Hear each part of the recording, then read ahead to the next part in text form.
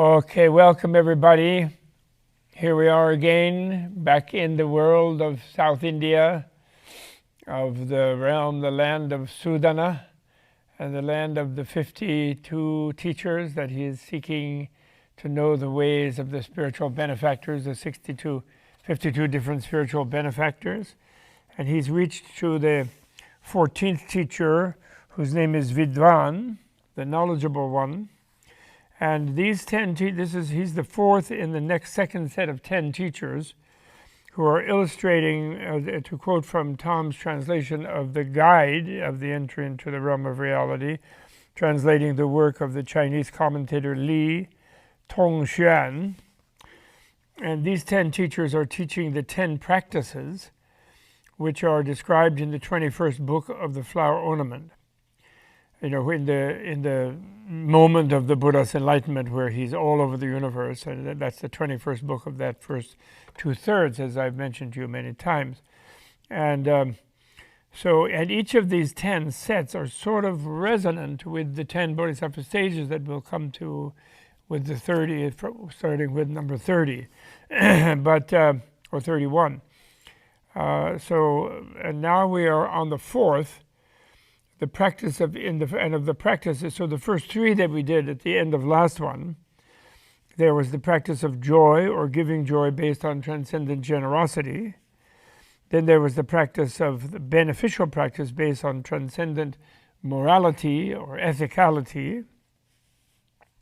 And the third one, the practice of non-opposition, is based on transcendent tolerance, which was the Bodhisattva, the spiritual teacher Prabhuta, which was Prabhuta, which means profusion, who was the one who was feeding all kinds of beings, every kind of being, out of this amazing vessel that she had, an inexhaustible vessel, a vessel which took the infinite energy. It's like a synthesizer in the Star Trek Enterprise. You know, they have these things that just make straight out of subatomic energies. They make any kind of food, right? You know, they go over there in the restaurant area in the Enterprise, and they just go bloop bloop, and then they have a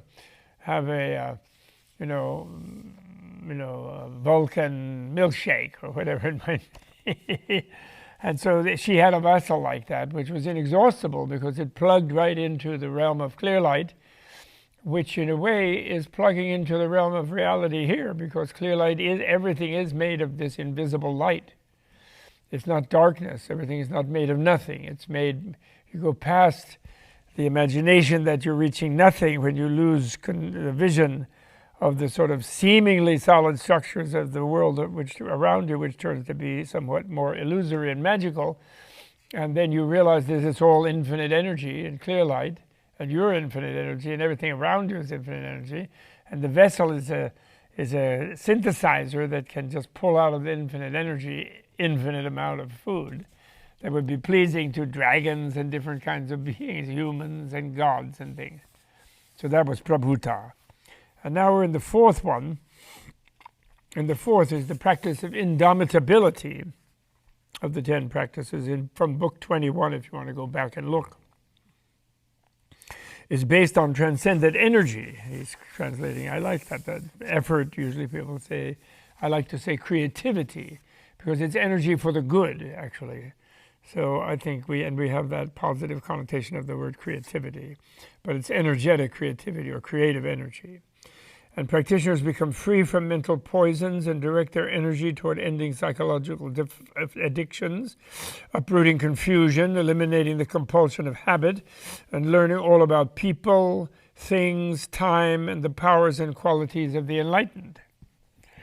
So that's what this next teacher is going to do, and that is the teacher Vidwan. All right?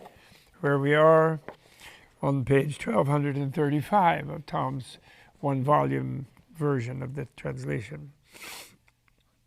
So Vidwan, we'll go with this as the practice, the 14th practice of indomitability. Again, those are the transcendent ways, or transcendent perfections, or transcendent virtues, or activities that are always the core model underlying everything in the holographic vision of the Flower Ornament Sutra. So under Vidvana. Then having gained the illumined, remember he's leaving Prabhuta. And it didn't mention that she gave him food, but obviously she did. And she inspired him. Yeah, so, by the way, I wanted to say, I was thinking over between, popping in my mind, several teachers now have showed him, they didn't really give him a teaching like do this or do that, but they said, this is what I do and what I understand. And so by example, they're showing him what bodhisattvas can do and inspiring him. But in a way, they didn't directly give him a teaching, but by implication, they're showing him what he should be doing as a bodhisattva. He should feed everyone. He should make them happy. He should make them rejoice. He should exemplify them perfect ethical behavior and being and this sort of thing. So it's not that they're not giving him a teaching by showing him what they do. And I think one of the reasons they emphasize that they're just showing him what they do and what they know, is that each one likes to end on saying, but I can't really tell you the amazingness of a bodhisattva and the deeds of the bodhisattva. And you have to go on, and they send him on to the next one. So in a sense, he's going up a ladder, and they are telling him that they're wrong. And somehow the implication is he shares with them they're wrong, and he understands that that's a practice of the bodhisattva, the enlightening being, the enlightening hero or shiro. But in a way, he can't. He's going on to learn more because he wants to go up the whole ladder, because he's anxious to become a Buddha. Even though he stated that once a Buddha, then you manifest as bodhisattvas everywhere, as enlightening heroes and shiros everywhere. So we mustn't think that that's the way because in a way, even before he started, all of there are Buddhas in every atom, there's enlightening heroes in every atom, and so he's already there in some way, but they're just showing him again and again how they are manifesting, being already there, being connected to the clear light of the void, the infinite energy of goodness that is the nature of the universe. So now they're describing him traveling to see the next one. Then, having gained the illumination of that enlightening liberation, which is an inexhaustible treasury of goodness, reflecting, just like I said, he had the illumination, and they just did it by saying, this is what I do, but I can't really tell you what it's all about. They all said, I'm sorry, I have to do this. I don't like it buzzing in my pocket. I have to turn this off. No more buzzing. Thank you.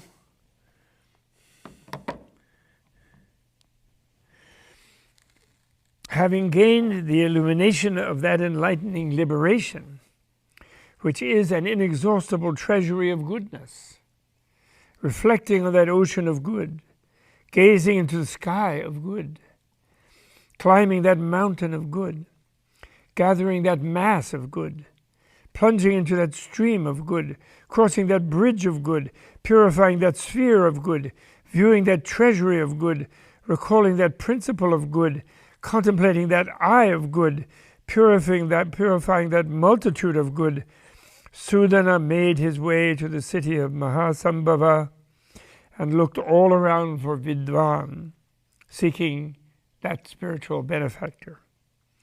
Looking for Vidvan,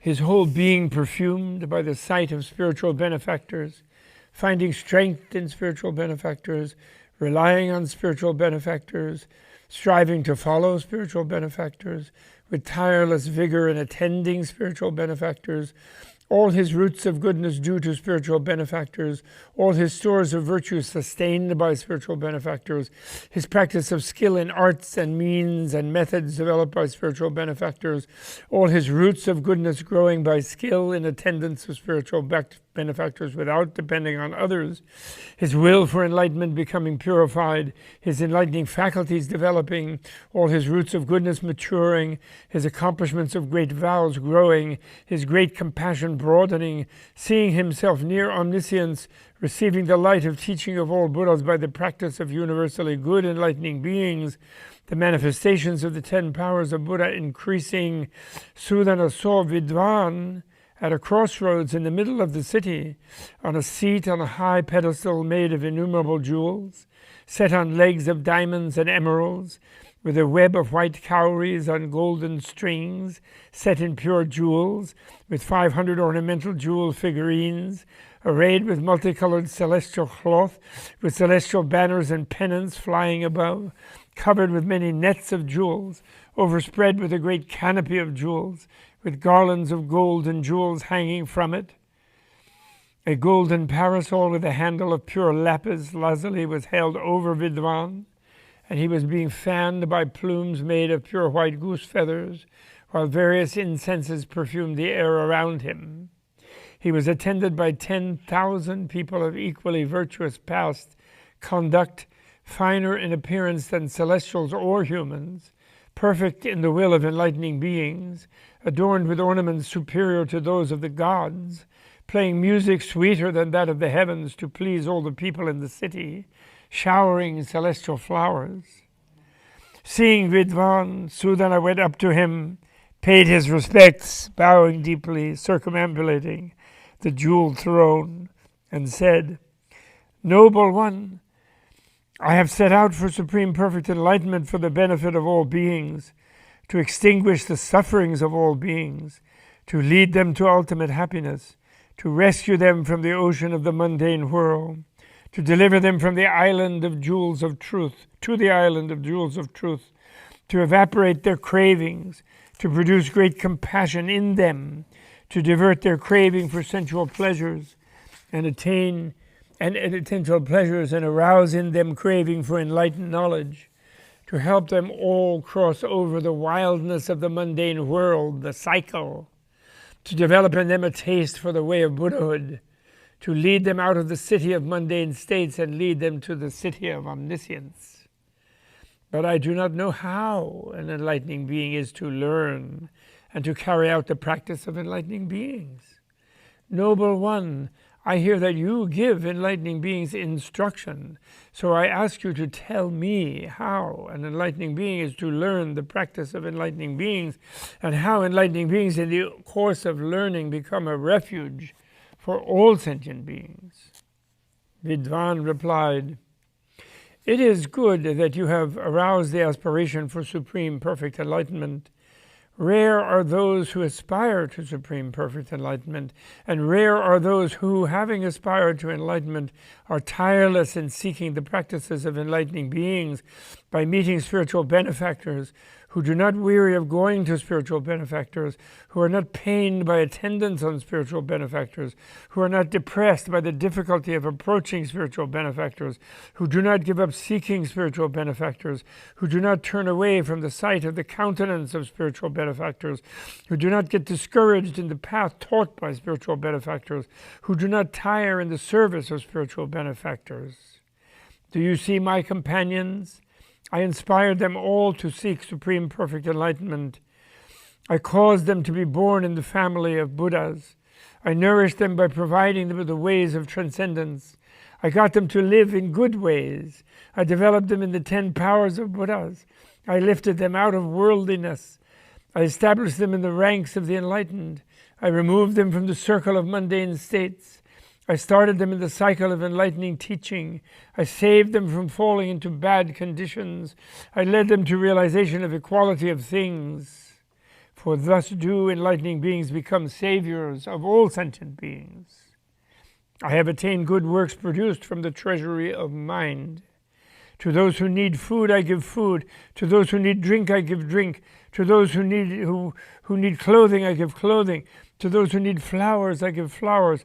To those who want garlands, I give garlands. To those who need perfumes or incenses, I give perfumes or incenses. To those who need ornaments, I give ornaments. To those who need jewels, I give jewels. To those who need gold, I give gold. To those who need silver, I give silver. To those who need pearls, I give pearls. To those who need chairs, I give chairs. To those who need beds, I give beds. To those who need means of transportation, I give means of transportation. To those who need medicine, I give medicine, and so on. Whatever the needs, I provide them. Come here, and in a moment you will see for yourself." As soon as Vidwan had spoken these words, innumerable beings gathered at his house. summoned by his past vows. They came from various regions, various nations, various cities, various towns, and various groups of various conditions, various states of consciousness, various degrees of purity of sense, desiring various kinds of food, having various inclinations, needing diverse kinds of sustenance according to their states of being. They were invited by the vow of the enlightening being, by the power of the enlightening being, by the sounds of the drums of unattached giving. They came to Vidvan, looked at him, and made requests of him. Seeing them gathered there, begging, Vidvan thought for a moment, then looked at the sky. From the sky, various kinds of food and drink streamed into his hand, and this Vidvan gave to the beggars according to their various tastes and desires, satisfying and delighting them with the food and drink they wanted, with the best kinds of all means of subsistence. Then, after satisfying them, he expounded the teaching to them. That is, he elucidated means of accumulating a great store of knowledge, means of eliminating all poverty, means of producing all enjoyments, means of finding ways to being able to feed on joy, means of attaining a body adorned with the marks and signs of greatness, means of attaining purity of invincible power, means of attaining the knowledge of uninterrupted livelihood, and means of attaining inexhaustible good powers overcoming the power of all demons. As for those who came for food, once they were satisfied by the various foods from the sky, he taught them to attain intelligence for life, health, and strength. As for those who came for drink, once they were satisfied by the various fine, good, and pleasant drinks, he taught them to put an end to mundane cravings and develop craving for the pleasure of the way of enlightenment. Those who came for delicacies, he satisfied with sweets, and then taught them to attain the refined characteristics of great people. That made me think so much of His Holiness. Once I was at a benefit for His Holiness, thrown by Donna Karen, actually, and he was there, His Holiness, and there were all kinds of art and his cultural organizations and Tibet House and everyone. And then a very wonderful lady that I know who worked with Donna brought a tray of incredibly sweet sweets, like sugared ginger, sugared lime, sugared, like really, that's a tray of a rows of this pure sugar, really. And so I sort of warned her off. Oh, no, please. And His Holiness doesn't eat sugar like that. And so she looked at me. I said, what? And then she came forward again. And then he just ate a whole row of sweet ginger. I mean, he just ate an immense row looking at me like, like, why are you not letting her give me these sweets? Like, who are you? And just went right down the row. Chung, chung, chung. He ate all of them. And then he smiled and laughed. And then he whipped out of his jola, his little bag that the monks carry things in, his toothbrush, and he rushed off to the men's room. I mean, his security following him and his secretaries and everybody. But he went and he brushed his teeth. So he was encouraging the lady to be like Vidvan. And for those who come for delicacies, to offer them sweets. I'm sorry, but I just couldn't avoid thinking about that.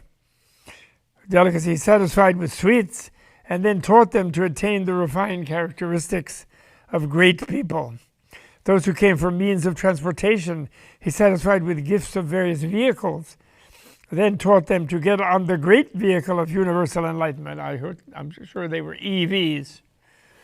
Seeing those who came for clothing, he thought for a moment and looked at the sky, and then from the sky immaculate clothes of various colors fell into his hand. Giving them to the beggars, he taught them purification by attainment of Buddha's supreme golden complexion of modesty. Having provided each of the beggars with their needs, he taught them according to what they were fit for. Having shown Sudana the inconceivable scope of this enlightening liberation, Vidwan said to him, I do know the liberation of the capacity of the treasury of mind. How can I know the practice, tell the virtues, or show the miracles of the enlightening beings who have attained control over paraphernalia, who have treasure-producing hands, who cover all worlds with their hands as treasures of offerings to Buddhas, and shower rain from clouds of various jewels in the assemblies of all Buddhas, various clouds of ornaments, towers, clothing, celestial music and song, fragrances, incenses, unguents, aromatic powders, robes, parasols, banners, pendants, and all kinds of paraphernalia, raining all kinds of offerings for Buddhas in the assemblies of all Buddhas, in the abodes of all beings, to serve all Buddhas and to develop and guide all sentient beings. South of here is a city called Simhapota. An eminent person there named Ratnachuda lives there. Go ask him how to learn and carry out the practice of enlightening beings. Sudana, pleased, elated, uplifted, overjoyed, expressing his respect for the householder Vidwan as a disciple, for a teacher, in honor of the teaching, seeing all qualities of Buddhahood as being fostered by him, seeing omniscience as coming from him, showing undying regard for spiritual benefactors, showing the inconceivability of unlimited knowledge and spiritual friends, acting in accord with the mastery of spiritual benefactors, heeding the instructions of spiritual benefactors, meditating on the faculty of faith deriving from spiritual benefactors, in quest of the instruction of spiritual benefactors, his mind on propitiation of spiritual benefactors, paid his respects to Vidwan and left. Ratnachuda, now he meets Ratnachuda, which is the 15th one, and the 5th, the practice of non-confusion among the 10 practices is based on transcendent meditation. Practitioners develop perfect mindfulness so that their minds become undistracted, imperturbable, pure, open, and free from confusion. With this mindfulness, they are able to hear and remember enlightening teachings and put them into practice without confusion. They are also able to change from one state of being to another without mental disturbance and to enter into all sorts of meditation states, realizing that they are all of the same essence. Practitioners attain true knowledge of phenomena and develop an increasingly vast sense of compassion. So that's the 5th practice, and that is exemplified by the attainment and the teaching of Ratnachuda. Chuda means crown ornament, so jewel crown ornament is his name. Then resorting to that water of goodness, watching that field of goodness, clearing off that mountain of goodness, plunging into that channel of goodness, opening that treasury of goodness, looking into that mine of goodness, clarifying that sphere of goodness, gathering that mass of goodness, generating that power of goodness, increasing that stream of goodness, Sudana made his way to Simhapota city. Looking all over for the religious eminent Ratnachuda, he saw him again in the middle of the marketplace. Sudana went up to him, paid his respects, and said, "Noble one, I have set my mind on supreme perfect enlightenment, but I do not know how to learn or carry out the practice of enlightening beings. Please teach me the path of enlightening beings, on which path I may set out for omniscience." Ratnachuda took Sudana to his house, showed it to him, saying, "Look at my house." Looking it over, Sudana saw that the house was radiant, made of gold, wide and high, surrounded by silver walls, adorned with crystal terraces, embellished with hundreds of thousands of lapis lazuli turrets on coral pillars. There was a lion's seat arrayed with red pearls, flying lion banners made of starry jewels, covered with the canopy of radiant jewels, draped with the net of wish-fulfilling jewels, arrayed with countless gemstones. There was a lotus pond with cool water made of emeralds, surrounded by trees of all kinds of jewels. The house was large, 10 stories high, with 8 doors. Entering the house, Sudana looked around. On the first floor, he saw supplies of food and drink being given away. On the second floor, he saw all kinds of clothing being given away. On the third floor, he saw all kinds of jewelry being given away.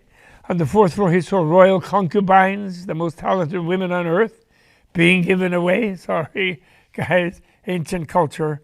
On the 5th floor, he saw a gathering of enlightening beings of the 5th stage, celebrating the teaching and song, thinking and acting for the welfare and happiness of the world, practicing all sciences, putting into effect the method of mystic spells, the motion of concentrations, emergence from concentration, contemplation in concentration, and the light of knowledge. On the 6th floor, that's the meditation floor, obviously.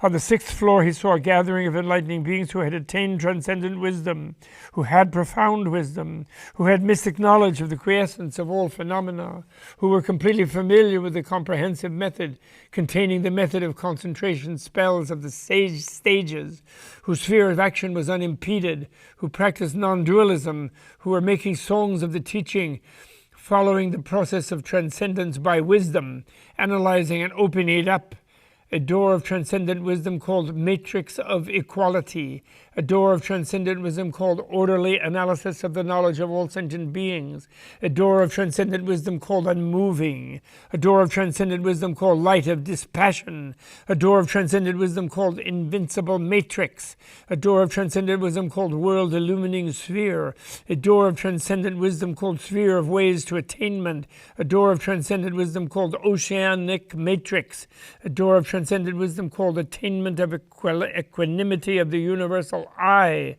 a door of transcendent wisdom called arrival at the inexhaustible treasure, a door of transcendent wisdom called ocean of all ways to truth, a door of transcendent wisdom called entry into the ocean of all beings, a door of transcendent wisdom called unobstructed intelligence, a door of transcendent wisdom called sight of gradual descent of the clouds of the teaching. He saw enlightening beings in untold numbers of orderly groups, singing in chorus of countless tens of hundreds of thousands of such doors of transcendent wisdom. I'm sorry, I just have to look again.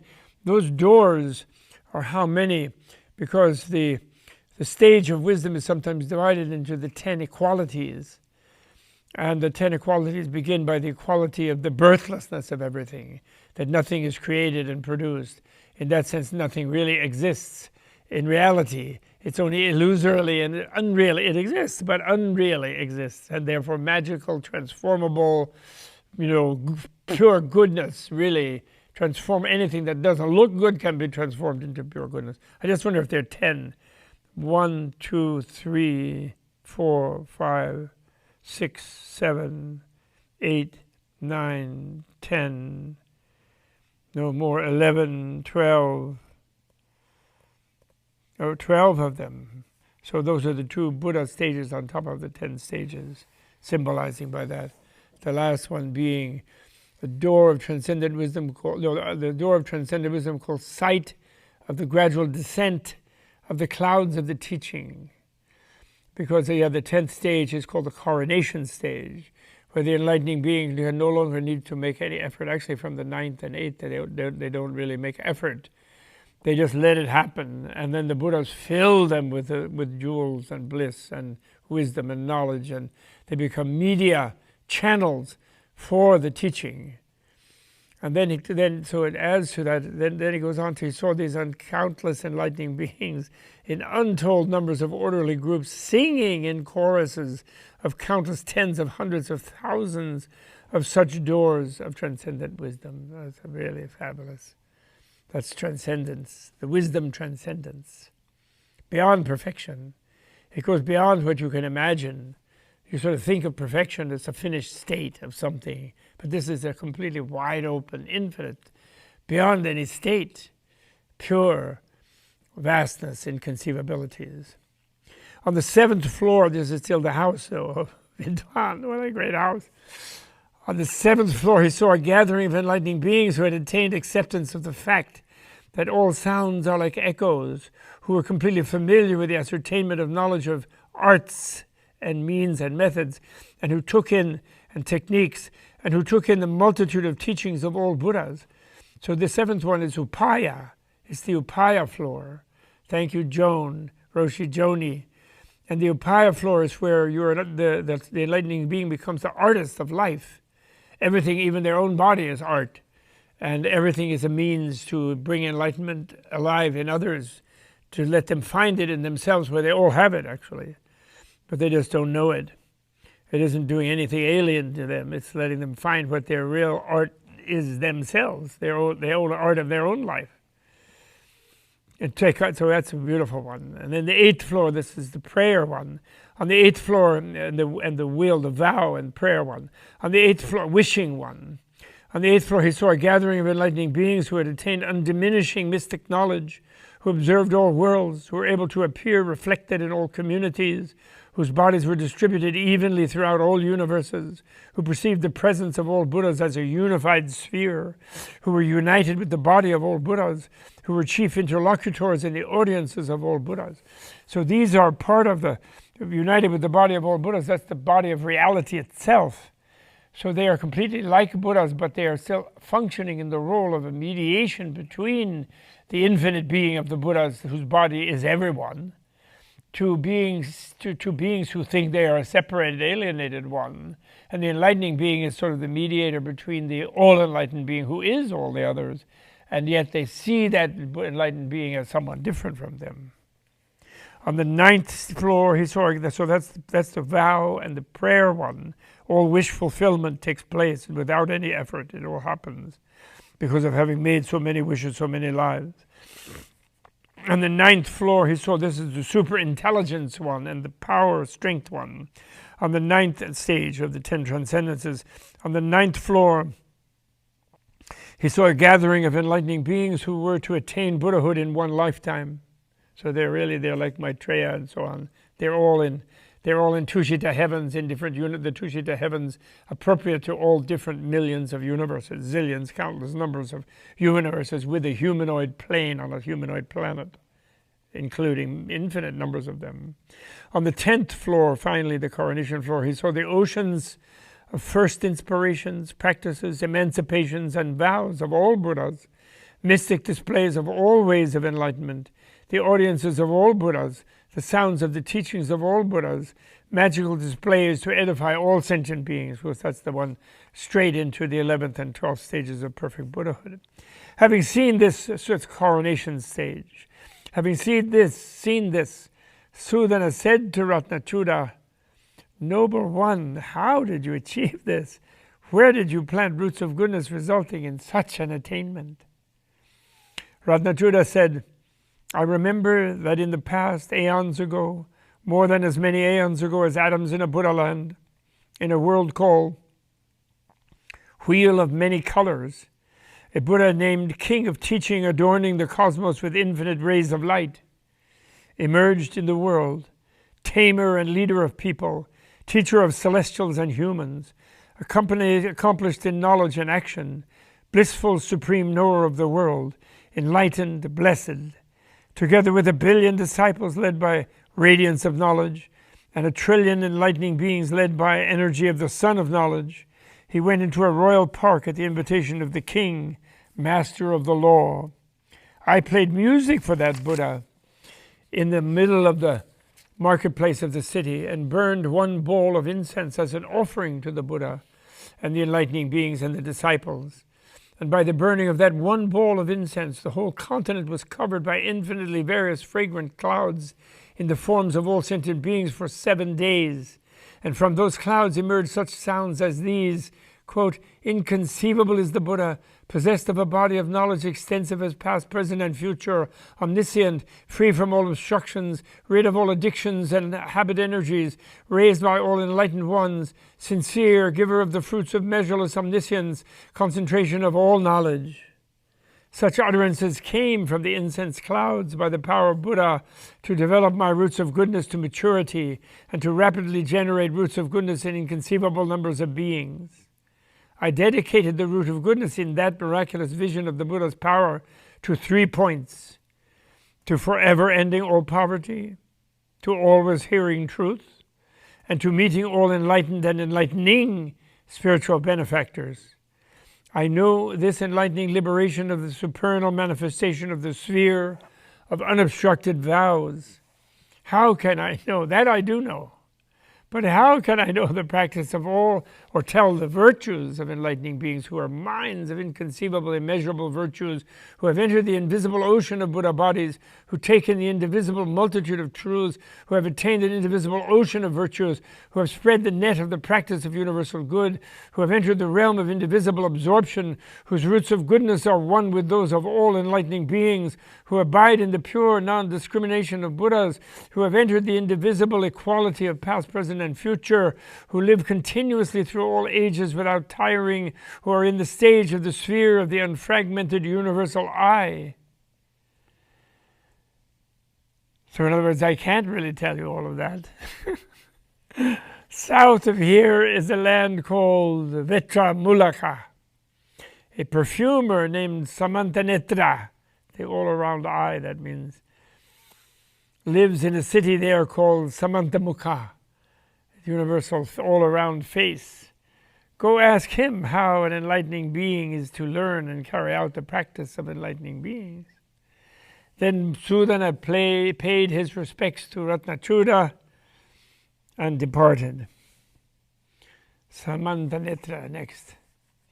Immersed in the endless vision of Buddhas, in communication with the endless congregation of enlightening beings, illumined by the endless means of the way of enlightening beings, his mind broadened and made sure by the endless principles of enlightening beings, pure in the endless path of devotion of enlightening beings, imbued with the infinite light of the faculties of enlightening beings, secure in the infinite willpower of enlightening beings, consciously following the infinite practice of enlightening beings, generating the infinite power of vows of enlightening beings, characterized by the infinite invincibility of enlightening beings, abiding in the infinite light of knowledge of enlightening beings, aware of the infinite law of enlightening beings, Sudana made his way to the land called Vetramulaka, where he looked for the city Samantamukha, searching all over here and there in the highlands and the lowlands, over level and rough terrain, with tireless determination, unceasing, single-minded,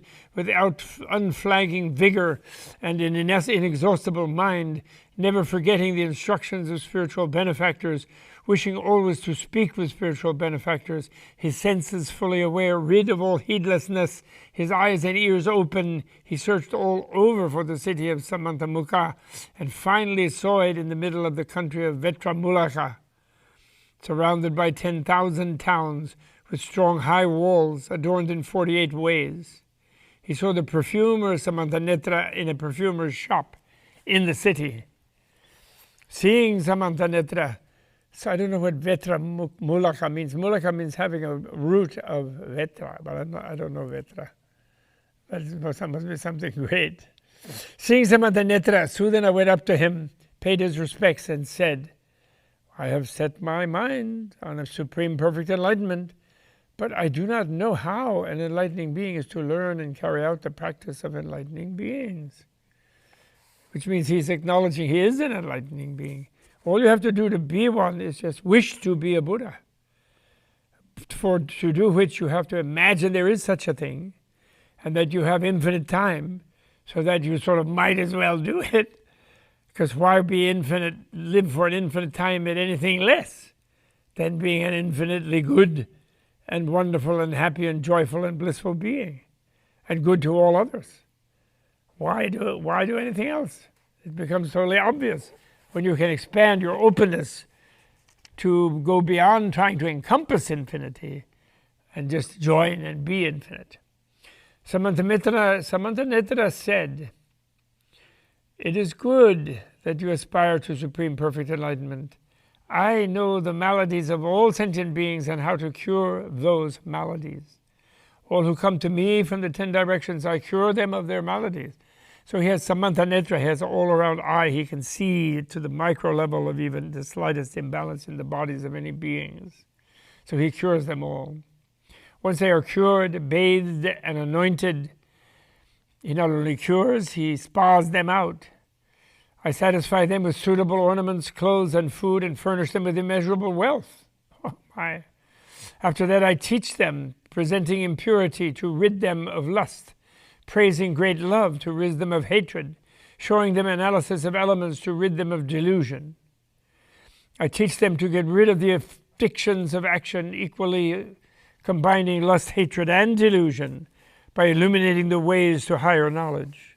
I clarify the means of producing the determination for enlightenment by talking about the virtuous qualities of all Buddhas. I elucidate the means of producing great compassion by showing the immeasurable miseries of the mundane world. I elucidate the means of attaining immeasurable virtuous qualities by describing the accumulation of vast stores of goodness and knowledge. I elucidate the means of producing the vows of the great vehicle by showing the development and guidance of all sentient beings. I elucidate the means of attaining the practice of universally good enlightening beings by spreading out the net of practice in all lands, in all times. I elucidate the means of attaining a Buddha body of amassed distinguishing marks and signs and beautiful signs by praising transcendent generosity. I elucidate the means of attaining Buddha's purity in all situations by explaining transcendent morality. I elucidate the means of producing the inconceivable purity of appearance of Buddhas by explaining transcendent tolerance. I elucidate the means of producing the invincible body of Buddhas by explaining transcendent vigor. I elucidate the unsurpassed purity of body of Buddhas by explaining transcendent meditation. I elucidate the purity of the reality body by explaining transcendent wisdom. I elucidate the purity of the body of Buddhas appearing before all beings by explaining transcendent skill in arts and means and liberative techniques. I elucidate the purity of body involved in entering the minds of people in all eras and times by explaining transcendent commitment. I elucidate the purity of body appearing in all Buddha lands by explaining transcendent power. I elucidate the purity of body pleasing all sentient beings according to their inclinations by explaining transcendent knowledge. I elucidate the purification of the body of supremely pure appearance by explaining the removal of all unwholesome elements. Thus, taking care of them with this giving of teaching, I provide them with the support of endless treasures and let them go. Oh, I wish we could do that at Menla. Provide them with healing first, then bathing and anointing, and then provide them with all the wealth they possibly need, and then provide them with the teaching of the enlightening beings and letting them go off and do the same to everyone else. I know how that is our vow here, but we're like a bit short in our abilities, but that's our vow. I also know how to compound all scents, incenses, perfumes, and unguents. Moreover, I know the ball of fragrance making offerings on meeting Buddhas everywhere, pleasing to all beings. By this bowl of fragrance all wishes are fulfilled.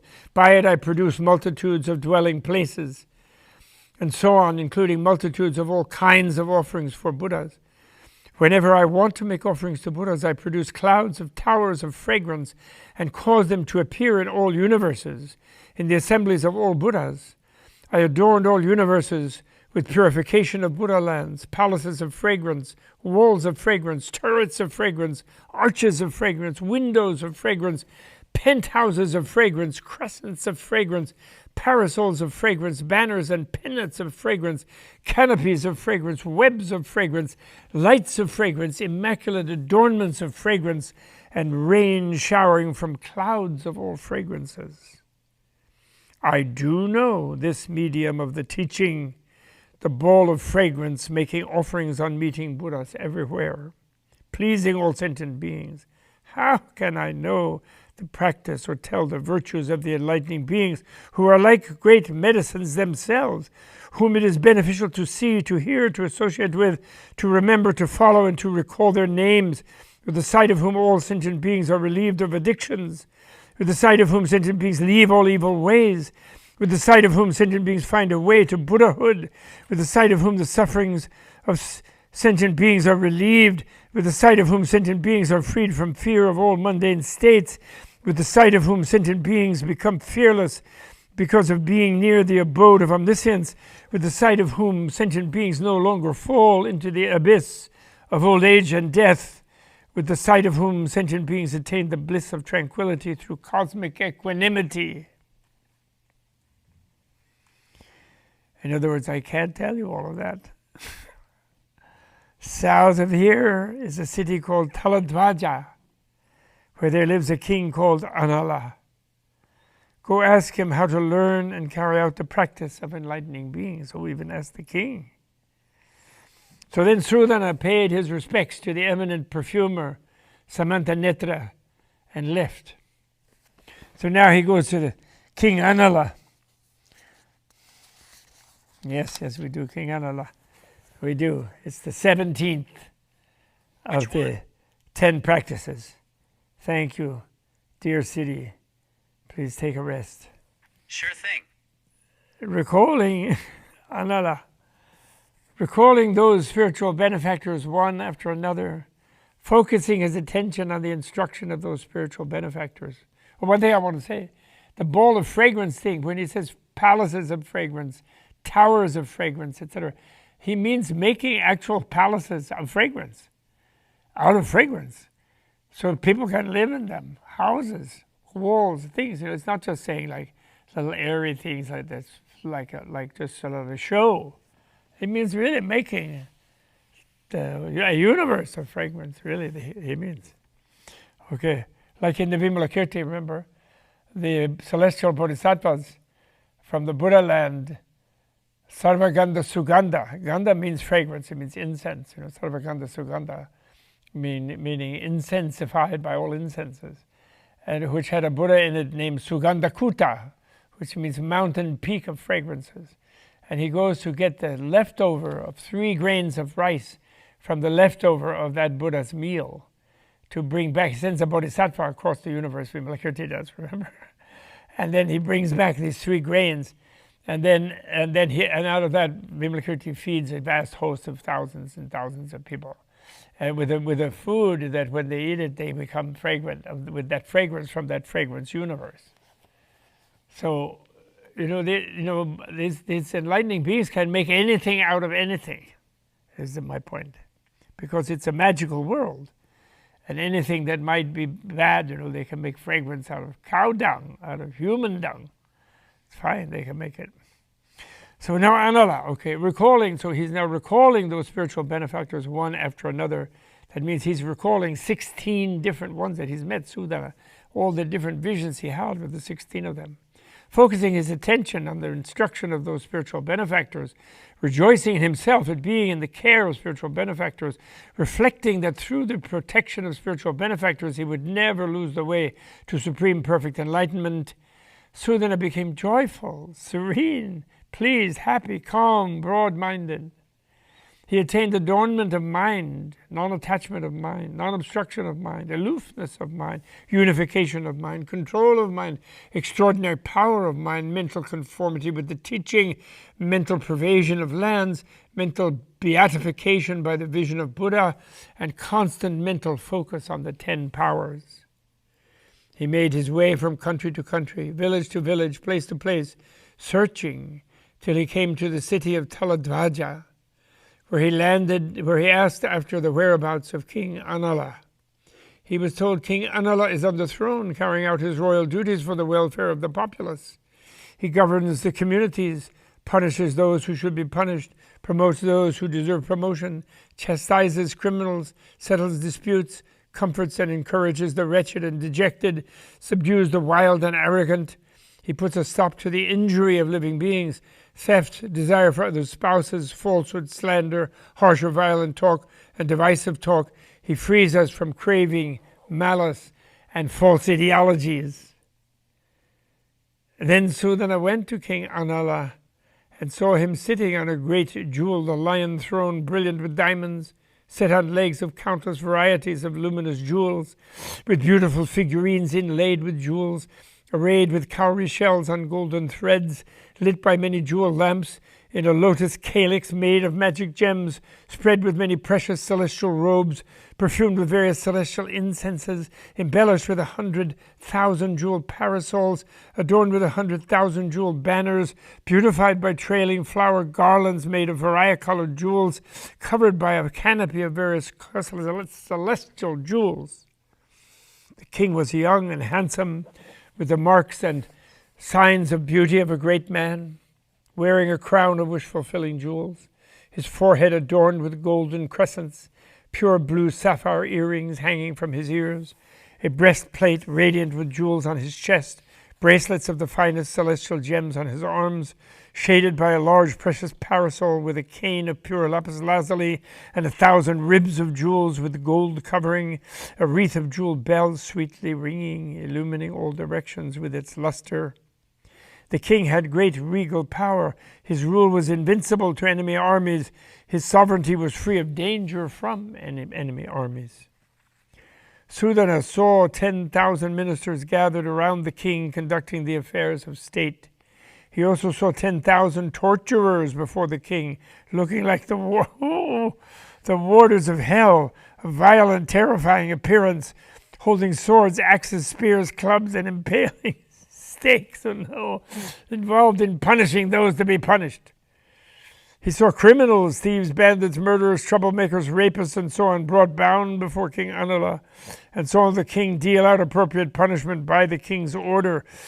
Some had their hands and feet cut off, some had their ears and noses cut off, some had their eyes gouged out, some had their limbs or heads cut off, some had their whole bodies burnt by fire, some were being dismembered, crippled, burnt, sprinkled with acid. Sudana watched them undergoing such harsh, injurious, and deadly punishments, and saw a mountainous heap of rendered body parts on the execution ground, and a tremendous torrent of blood. He also saw animals and birds eating the mutilated corpses there. He also saw some of the corpses hideously decomposing. He also heard the screams and cries of those being mutilated and killed, as terrifying as a hell. Seeing that dreadful, horrifying butchery, Sudana thought, I have set out for supreme perfect enlightenment for the sake of the welfare and happiness of all beings, and am devoted to pursuing the practice of enlightening beings. I ask spiritual benefactors what good an enlightening being should do and what evil one should avoid. But this king, Anala, though, is devoid of goodness, an evildoer, a malicious, a killer, an oppressor, without regard for others, doomed to a miserable fate. So how can I hear about the practice of enlightening beings from him?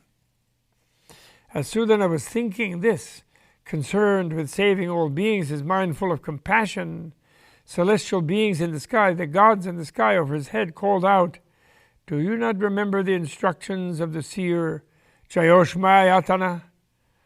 Sudana looked up and said, I do. Remember that as the one who had the 4 fires burning in all directions, and Sudana had to leap himself into the fire, remember? The gods said, Do not give rise to doubts about the instructions of spiritual benefactors. They guide you on the right way. Indeed, the practical knowledge of skill in arts and means and liberative technique of enlightening beings is inconceivable. The knowledge of how to take care of all sentient beings is inconceivable. The knowledge of how to benefit sentient beings is inconceivable. The knowledge of how to restrain sentient beings is inconceivable. The knowledge of how to further sentient beings is inconceivable. The knowledge of how to care for sentient beings is inconceivable. The knowledge of how to protect sentient beings is inconceivable. The knowledge of how to purify sentient beings is inconceivable. The knowledge of how to liberate sentient beings is inconceivable. The knowledge of how to guide sentient beings is inconceivable.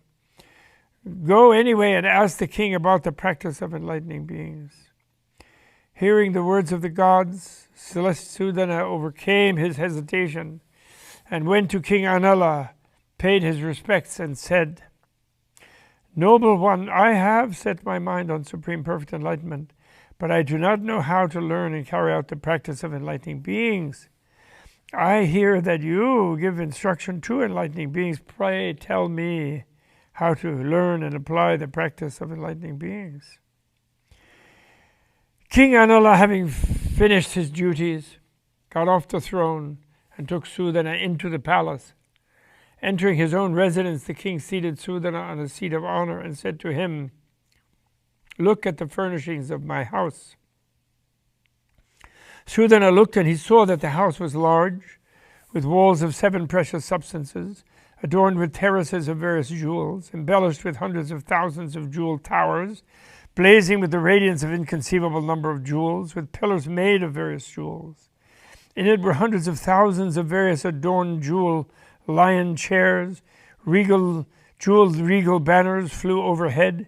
It was covered with canopies of radiant jewels, draped with various webs of magical gems, decorated with countless ornaments of various jewels, complete with cool emerald lotus ponds, surrounded by rows of trees of all kinds of jewels. He also saw the king's 100 million ladies, all extremely beautiful, versed in all the arts, diligent, kind-hearted, and attentive. Then King Anala said to Sudana, "What do you think? Could such fruits of action come to a villain? Could a villain attain such a condition with such a retinue, with such riches, such power?" Sudana said, "No, indeed, noble one." The king said, "I have attained enlightening beings' magical liberation. The people in my realm are given to all sorts of evil doing. Murder, theft, rape, falsehood, slander, vilification, divisive talk, covetousness, malice, false views, villainy, violence, and cruelty. I am unable to turn them away from evil doing by any other means. So in order to subdue them, mature them, guide them, and secure their welfare, out of compassion I have illusory executioners kill and maim illusory criminals, making a display of intense suffering and pain. Seeing this, the people in my realm become afraid to do evil. Seeing the people alarmed by this device, I have them give up evil doing and conduct themselves virtuously. Then I establish them in ultimate security, the end of all suffering, the bliss of omniscience. I do not harm anyone by thought, word, or deed.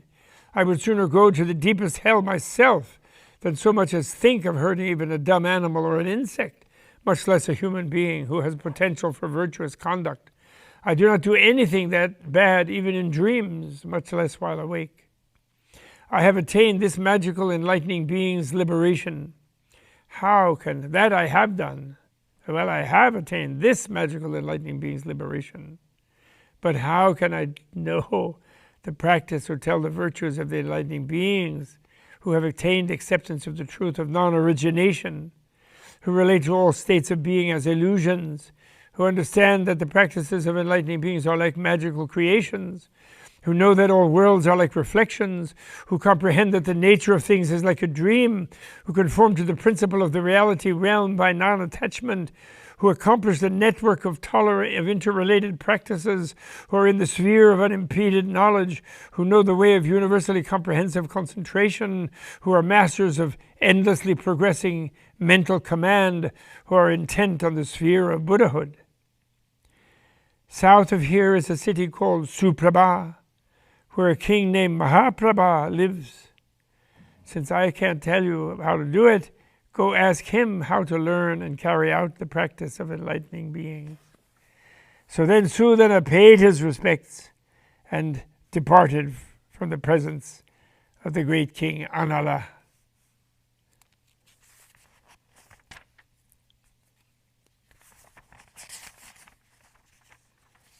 Okay, I think we might call it a day. What do you think? I think so. Mahaprabha, the next one's really long. It's the 18th one, the 18th practice. So it's a good one to start next time. And I think we've only gone about 55 minutes. So in a way I could do it if I did an 80-minute session. But I will be restrained, and we will begin with Mahaprabha, page 1245, and the 18th of the 10 practices, the one who illustrates those.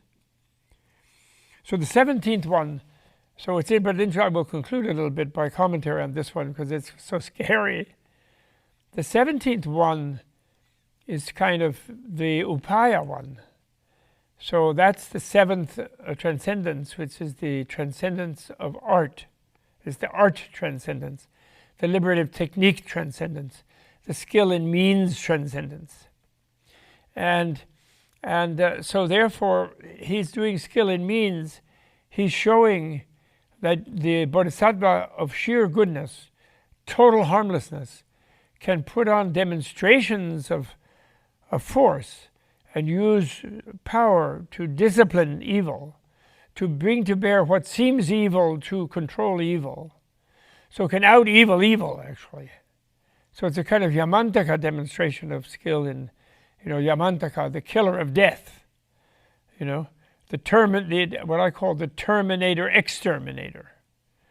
So the one who creates the Terminator to exterminate Terminators.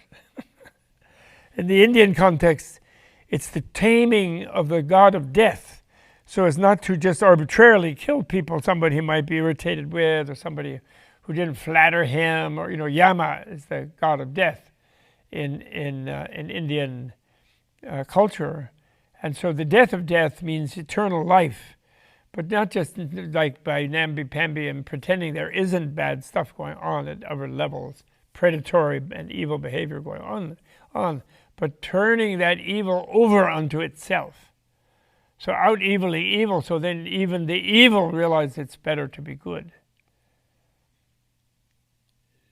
So in a way, it's not holding up one's nose up about evil, but getting into the thick of it, and then showing that love is more powerful than hate, that gentleness and tolerance is more powerful than violence and hatred and anger, that generosity outdoes miserliness and selfishness, and selflessness, far from being a kind of, many people are afraid of compassion and even the word selfless or selflessness, and they don't realize that selflessness is more powerful than a rigid, narrow self-identity, because it's a vast identity. It's identifying with all beings, with all life, even with the selfish ones. And so therefore it's able to help the selfish one free themselves from the prison of selfishness. So it's very fitting that was the seventh. That was the seventh one, the seventh practice, and going back to the realm of which was the practice of the difficult to attain. No, that's the eighth one, which we're going to do. The seventh, the practice of non-attachment, is based on transcendent skill in means. He uses that, or I call it. Transcendent art. Upaya means art. All great enlightening beings are artists. Buddha is the greatest of all artists, as well as the greatest of all scientists. Practitioners neither form attachments to the sacred nor feel aversion toward the mundane, holding the teaching without proprietary sentiments and teaching people without emotional involvement. By virtue of their great commitment and willpower, practitioners remain secure while teaching others, not becoming disturbed or discouraged, having attained non-attachment and independence. So that's King Anala. Anala, I think, means fire also. It's another word for fire. Okay, so we dedicate the merit. May we all become like King Anala, and let's cast a vote to overcome evil, and let's punish evil also. Let's do a show of punishing evil. Let's do that. Let's arrest an ex-president, which is supposedly something not dignified to do. But actually it's essential to do, because it shows the evildoers that no one is above the law. And you have to do that, therefore. You can't, just because of some status, pardon them and they can get away with it. No, thank you. Cannot be done. But anyway, we dedicate the merit. So everyone, since we're going to have a vote in months, where 75% of the population will vote instead of 33%, 75% will vote. And once that happens, goodness will emerge, because the people are basically more good than bad. And then be like King Anala and vote forcefully, and vote your conscience, and vote your intuition, and not nonsense. Okay, so we dedicate the merit to that, and we dedicate the merit to becoming Buddhas. Not only just kings or anything like that, but actual Buddhas, all beings, to be able to help all beings become perfect Buddhas. So Donald will be Buddha, Putin will be Buddha, Hitler will be Buddha, whatever monster, Jeffrey Dahmer will be Buddha. Anybody, everyone will be Buddha. Lucifer will be Buddha, Satan will be Buddha, God will be Buddha. All the gods, Krishna, Radha, they'll all be Buddhas. And they won't mind continuing to be Krishna and Radha and Vishnu, anything good. But there'll never be anything bad. Okay? So that's our dedication. Thank you very much. Yes, Siri. Thank you, Siri. Vishnu. He wants to know about Vishnu. No, it's okay. I don't have Vishnu on my speed dial. Not yet. Only Krishna Das does. Me too. So we're same in that. So that's why I'm your friend and you're my friend. Okay? All the best. May Siri become Buddha. You too. Bye.